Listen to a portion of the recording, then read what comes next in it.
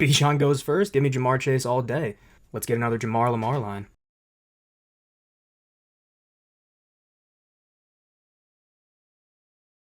With this first pick, I'm going to guarantee Lamar. Plenty of other options for us at this follow-up pick, but I'm happy to take Lamar, guarantee that we get Baltimore, Cincinnati locked up for Week 15. We can work into Lamar's other receivers later, and then we'll likely either take Josh Jacobs or Trey McBride at this follow-up pick. Higgins is tempting, but given that we just took Lamar, I don't really want to take a Cincinnati double without then taking Burrow at quarterback. So I'm a little bit more hesitant about that one. We could certainly take Tyreek if both McBride and Jacobs go here. Tyreek does have a game 16 with Cincinnati, so that does give us some leverage further into Jamar. But we'll see here. Where are we going? I've yet to go Jamar, Lamar, and McBride, so I'd be very happy to get that. McBride, I'm a little bit, yep, that's tough. I'm a little under on McBride right now, but this is fine. You could consider, guaranteeing your running backs here. I think I'm more than happy. We'll take Tyreek, get that, 16 matchup with Jamar, a little bit more action for Jamar, and we can work into maybe taking Connor, finishing up those 3-game stretch for Jamar since that is his 17 matchup. Then we can work into Lamar's other action in those games later in the draft.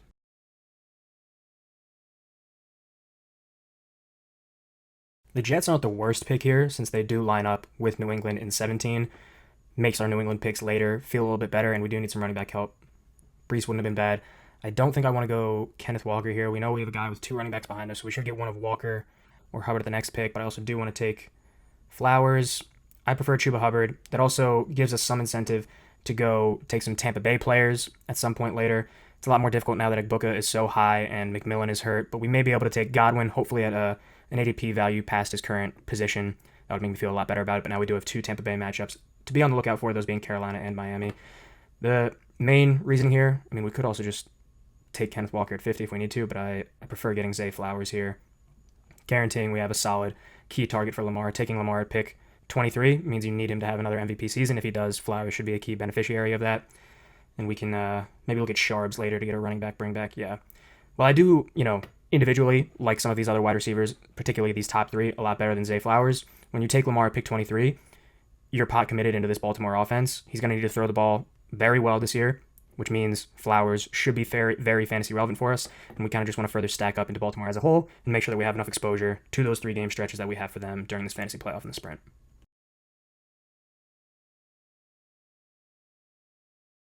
Burrow way after ADP. Genuinely would have sucked if he would have been there at 71 and we had passed up on a Chase Higgins double into Burrow, getting him at like 20 spots past ADP. Would have felt even worse if I had already taken Lamar and then I'm looking at one of the best values in a draft, Burrow at 70. That would have been tough to pass on, but if Burrow was there at 70, I don't think we can take him. Just considering the investment we put into Lamar, he's not going to crack the lineup enough. I think we can safely take Diggs here. Again, we have a guy with 3 running backs now behind us, no wide receivers. We should get one of these running backs for a little bit of depth here and be happy about it. Further play into Lamar and now Flowers and their 16 matchup against New England. I do think Diggs has a lot of upside this year, both in an improving Patriots offense and enough time to recover. Should be back, and a lot of volume as well. Should be back to a really good spot for Stephon Diggs this year. A little bit tougher in your home leagues, but I think in best ball he's a solid pick. We got a guy. To be honest, I'm fine with Pacheco or Monty here just for the depth. It's honestly not the worst thing for us that he's eating up all the running backs, just so that the rest of this league, this group, doesn't have that good of running back values, and he's killing himself off in the process. So fine by me. I don't think Laporta's the move here. Yeah, not really any matchups to play into. Pacheco versus Monty. I think Monty provides the same TD upside as Montgomery with the chance to potentially earn back his full role in the KC offense this year. So I'm going to prefer Pacheco just in a vacuum. Does open up some Denver possibilities for us later as long as we get into Green Bay. Denver would now have 2 matchups set up for us, KC 17 and Green Bay 15.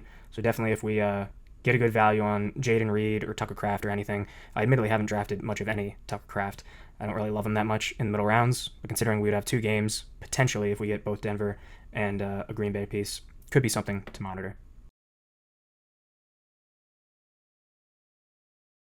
I was going to say, I would have been more than happy to take Kelsey at this first pick if he was still there. Like him a lot more in these best ball leagues than in your home league. His floor has basically been completely eroded. I don't think you can trust him on a weekly basis in your home league, but in a best ball league where I can start the best performing tight end, I think Kelsey still offers a ton of boom. I think any given week he can pop off for 20. Just the problem in your home league is there may be a couple of weeks in there where he gives you 5, 7. Like it's going to be tough to start him with a lot of, I don't know, a lot of joy. But in best ball, I like him, especially whenever you can get him past that ADP. Good value there. I like that pick a lot. We're probably going to go Evan Ingram here. I heard Dan Orlovsky talking today about how the Joker role for Sean Payton's offense is essentially a tight end that can be used to identify the coverage that the quarterback's going to be seeing. We see Godwin go off. I wasn't going to take him here. I would have much rather been taking him far later in the draft.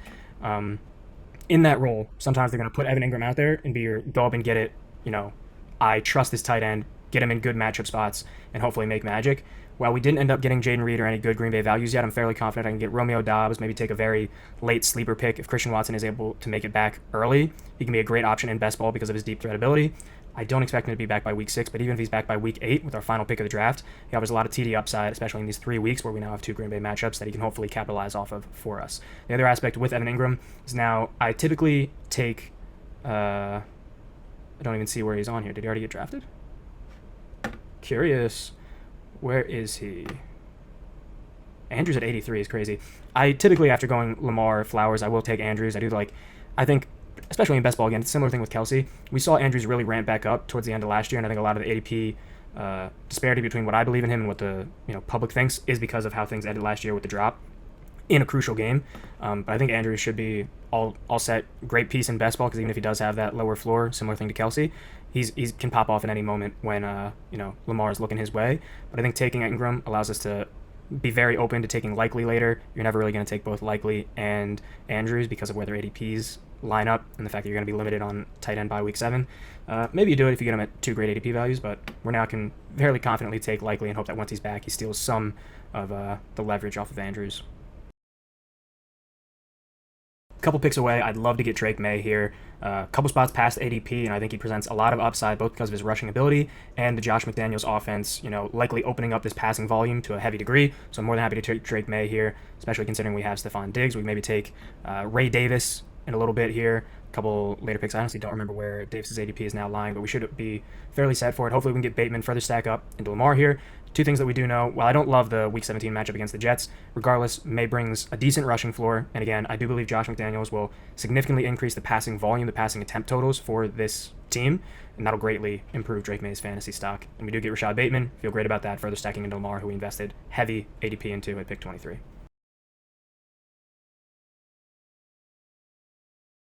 Ramondre would have been solid there. Regardless, happy to take Ray Davis. I don't think you should...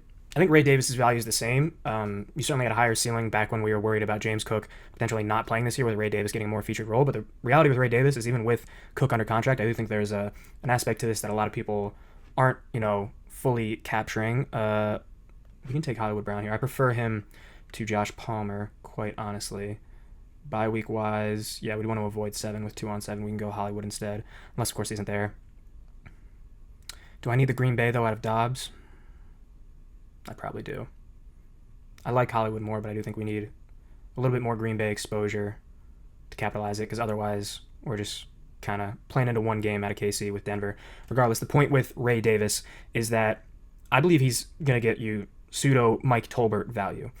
The reason that James Cook got extended is because in the other 80 yards of the field, he's a very dynamic runner, he's a solid pass catcher, and he's reliable for this Buffalo Bills team. But I think given the money that they're now invested in him, they don't need him getting banged up in the red area in short yardage situations. Ray Davis is a bowling ball that they can go in, keep their premier back healthy by not putting him in, that scruff all the time.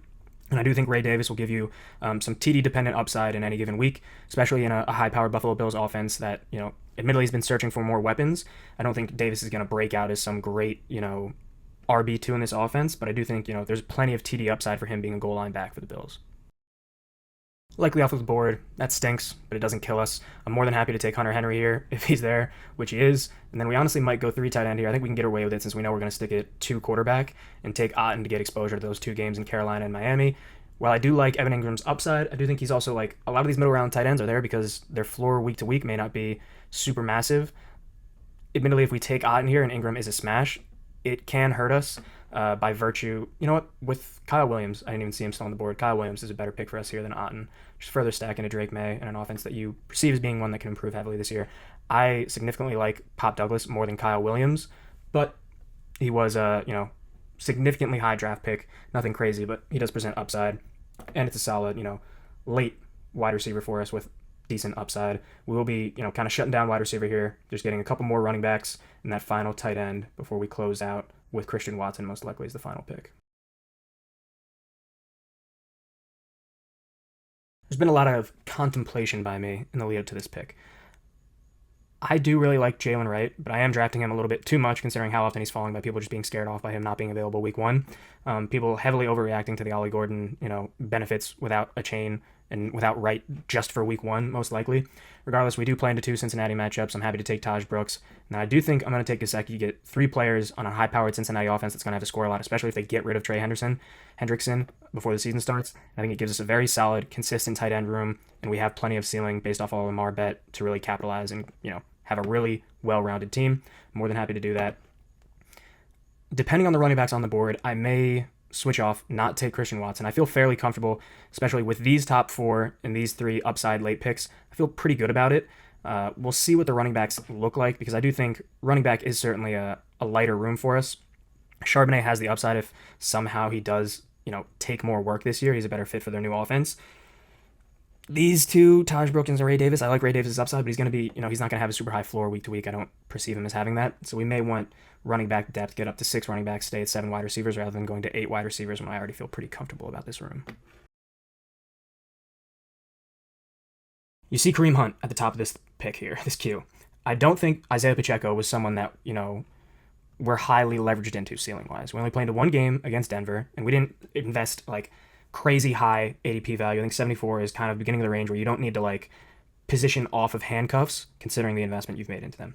Because of that, I think Kareem Hunt gives us a much better advance rate. If I'm wrong about my perception of Isaiah Pacheco's hold on the backfield, his ability to regain that one status, I think Kareem Hunt also presents a little bit of that David Montgomery, great offense, TD upside, similar thing to Ray Davis. They're two backs, Montgomery included. Montgomery has a better role than these two. That's why they're so much later. But they can be the ones that get in near the goal line and steal a touchdown or two away from Pacheco or Ray Davis's case, James Cook. For Pacheco specifically, losing that TD for him can hurt us a fair bit in a week since we don't have that much premium running back depth behind him. So having Kareem Hunt get that 6 points in any given week might be a thing that really saves us. And I do think we can let the ceiling that we've accumulated out of the rest of our lineup through our stacking into Baltimore, our stacking into New England, and our various game stacks through all those matchups later in the year be what really wins it for us over this 3-game sprint stretch, and let Hunt be a floor play that hopefully is one that can earn us enough value throughout the year to actually advance us to getting to that 3-game playoff. I feel very good about it. I also think a lot of people aren't doing this, so having both backs in a KC offense isn't something I'm going to be scared off of. This is a high-powered offense, should score a bunch. I think both those running backs can provide a little bit of value. I don't do this too often, but I think it makes sense for this lineup. That's it for today's draft. Until tomorrow, stay safe, be good, draft well. Peace.